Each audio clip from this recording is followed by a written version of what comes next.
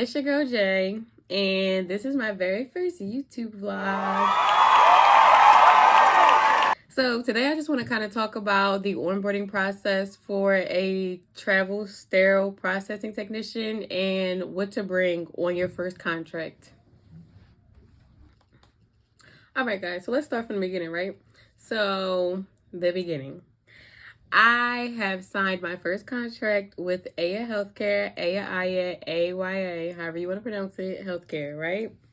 And I'm just going to talk about my experience, how I have gone through my first contract with them, and just to kind of let you guys know what you should be looking for. Because when I first started sterile processing, every traveler I've talked to did not tell me all the things that I went through for this process.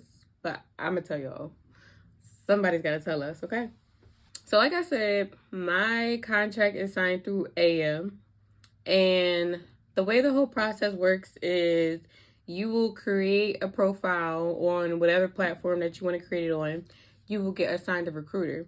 You and your recruiter will talk about, what you're looking for, what days, what hours, your best pay, what state you want to be in, and then, you'll look to see what's available. So once you tell your recruiter which ones you're interested in, they will submit your profile to the hospital.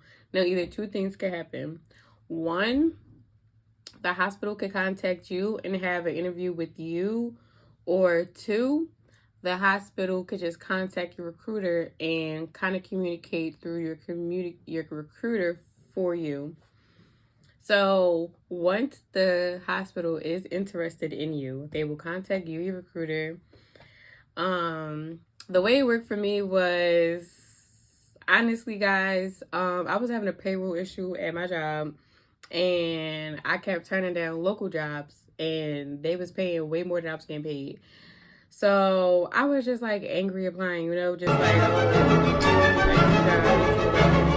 then after I'm like, all right, well, I keep getting all these jobs, but I wasn't taking them. So I was like, all right, I'm gonna just start applying for contract jobs. So I was like, if a contract job comes my way, I'm going to take it. But honestly, y'all, I've been applying for contracts since I started sterile processing. So I'm like, ain't no way nobody going to take me. I was just using it as an excuse to try to stay at my current job, right? When I lied to you not, I had applied for a contract at maybe like 9 o'clock on a Wednesday. And by 10 o'clock Thursday morning, my recruiter was texting me, talking about something she got an offer. Like, when I say stomach in my SSA, like, so I was like, okay, I said it, I'm going to do it. This is it. This is all. So I ran to go talk to my director about, everything. He was just like, I understand the money's there. You got to do what's best for you. So that's a little backstory about how I got started into traveling. Once the hospital let my recruiter know they was interested in me, she negotiated everything as far as my benefits, my pay, my vacation time, and then she sent me over a contract to look over. Once you get a contract sent over to you, you have 24 hours to respond to it. I responded to the contract. And even though I responded to the contract, I still felt like it wasn't mine. So I signed the contract and I was like, okay, I'm on the phone with my recruiter. I'm like, okay, so when do I know, the contract is mine? She's like, when you signed it, that's yours. And I'm like, oh, okay, right. So fast forward. So I signed the contract, the hospital accepts, I accept, boom. So after you sign your contract, that's when it's just like when I say that train leaves the station, baby, and it's so hard because, I'm still working. So, I have to do all this stuff for onboarding, and I'm still working. So, it's just whew. Okay, so the next step. So, you sign your contract, right? You ready to go. You happy dancing it out. You happy dancing it out, right? Okay, so what's next? Next is you have to, I don't know if every agency is the same. I'm only speaking from my Aya healthcare experience. But with Aya, you didn't have to do assessments. And they're pretty straightforward. It's just basically knowing what you know in the position you apply for. So then you have to do 2 core assessments with Aya. And then you got to do a Reliance assessment. And baby, when I say about that Reliance, okay, I was sweating. First of all, because The core assessments, I'm busting it out. I'm getting like 90, 92, 94. I'm like, all right, bet. I guess they're liars. I'm like, I'm about to bust this joint out, right? So like, I'm sitting there and I'm taking the test and I'm looking at some of these questions and I'm like, why these questions look real unfamiliar? And me personally, I'm a very bad test taker. So like, at first, I'm like, okay, maybe I ain't as good as I thought I was, right? So then I go through the test. It was like a 60-minute test and you get like 65 minutes to complete it, right? So I ran out of time. So I did not answer all my questions. So I ran out of time doing my reliance test. So I failed because I ran out of time. Now, for me in the company I am for, you only needed 63. I ran out of time and I got a 48. So now I'm stressing. Like, your girl is sweating bullets. Like, it's a Sunday, so I know my recruiter's not going to text me back. So then I'm on the SPD Facebook page. So I'm asking them, I'm like, what happens when you fail it? Da, da, da, da, da. And like, some answers was good. And some answers just like, well, this is stuff that you should have known. And I'm like, girl, how am I supposed to know nursing questions? So anyways, whatever. My recruiter resetted it and I passed the second time. And if y'all need help passing, message me. Okay. So then you pass the Reliance core test. Then you feel like, woo, I could conquer anything now, right? Just wait. So after the Reliance test, guys, you want to make sure all of your vaccines are up to date. If all your vaccines are not up to date, do not worry. They will send you to places and they will pay for them. But they have to be done within like a week's to 2 weeks time period. So like, make sure if you do have any previous vaccines, you keep a copy of it. If you get new vaccines, request a copy of it to have for your own personal settings.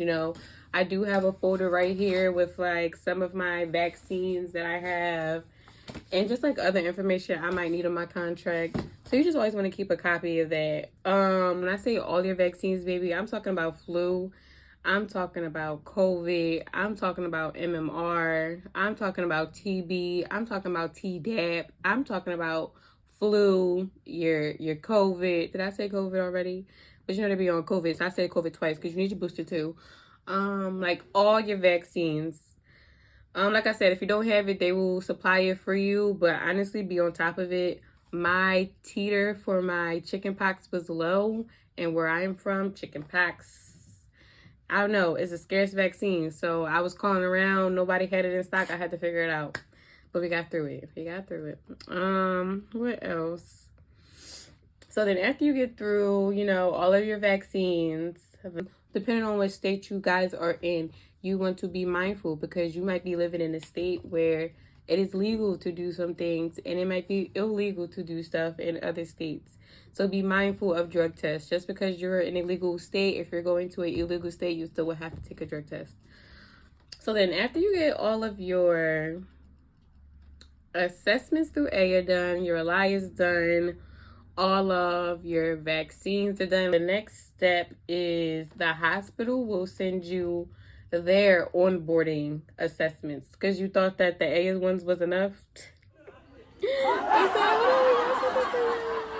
So then after that, okay, you have to do the hospital onboarding. But that's the regular like computer, you sitting at the computer for the first 2 days. No, they want you to do it at home.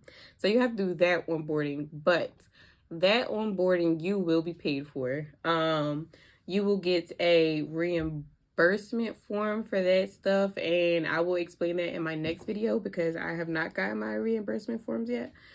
But you will get paid for the time that is spent on these videos. They're pretty easy, straightforward, regular hospital, HIPAA, sexual harassment, transporting, decontam stuff like that.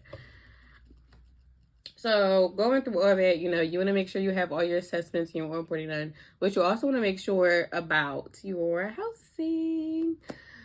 So housing for me was kind of easy to find because I am by myself. I'm single. I don't have any kids. I don't have any pets.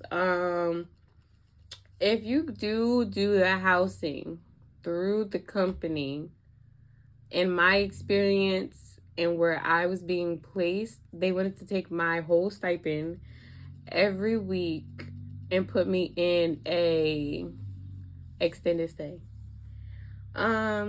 Just based on my comfortability, me being who I am and as little as I am, I wasn't comfortable with that. So there are other sites where you could like rent place. You could try Airbnbs. You could try other hotels that give healthcare workers discounted rates. There's also an app called Furnish Finder. I went on Furnish Finder and I found a place where I can rent out a room, but I would still have the entire place to myself. It's cleaner, it's cuter, so we're gonna go with that. So I said all that to say, make sure you guys find a place and make sure you guys are comfortable with that place.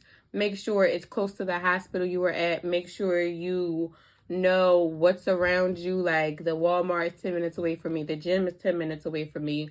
The Aldi's is 10 minutes away from me. My job is like 7 minutes away from me. So make sure, you know, just because it's cheaper, you're not driving 45 minutes because then there's gas, you know?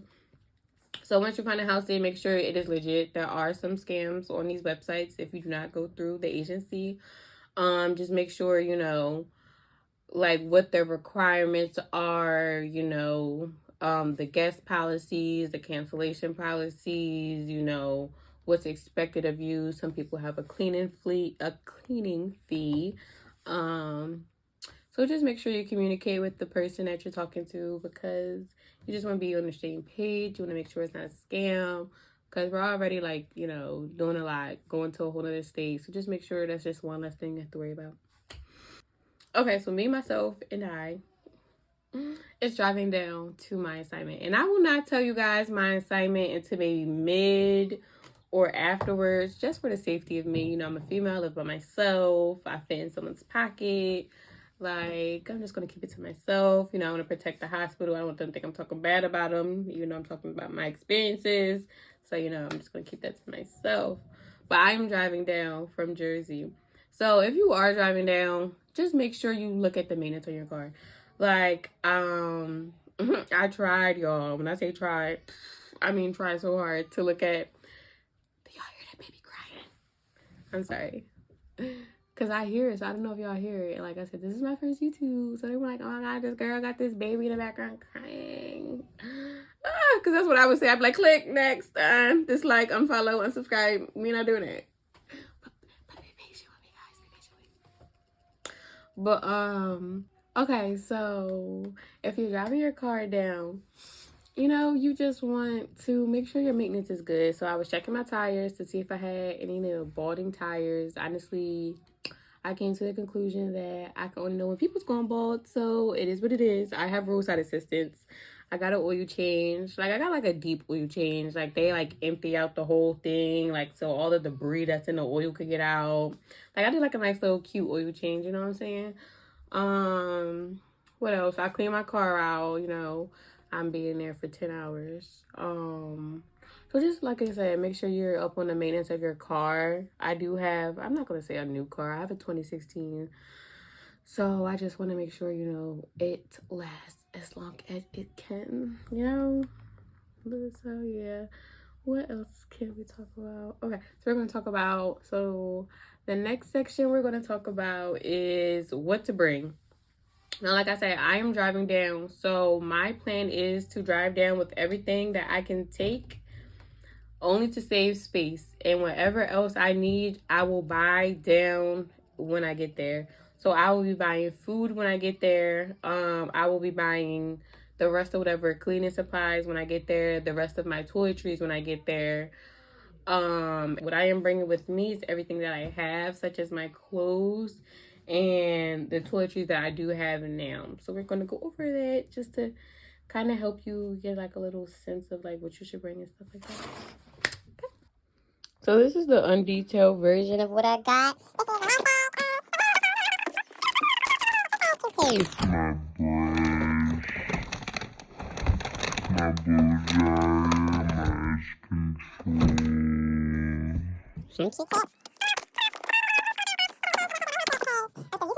But then I'm gonna show you my cleaning supplies. These are the cleaning supplies that I'm just bringing down to start with. Most of them are from Dollar Tree. A box of tissues.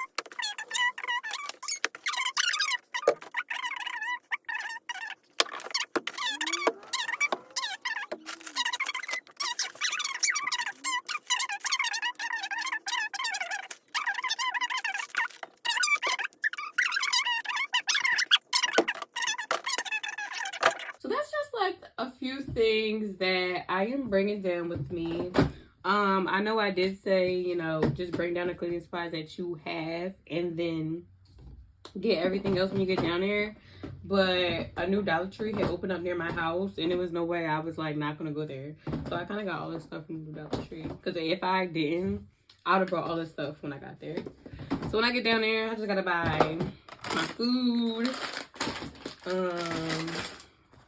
That's pretty much it. Pretty much my food. I might have to buy like some pillows, a mattress cover. But like other than that is that. So we talked about what you will need to onboard for your first travel contract. And we talked about what you should bring down with you. Obviously, I have my clothes. I'm not going to show you guys my clothes. They're in another tote downstairs. I'm not getting it anyway. But, you know, we're just starting out. So next week, we're going to go over the reimbursement forms and a little bit about my first week. So I'll see you guys next time. Bye, boo. Bye.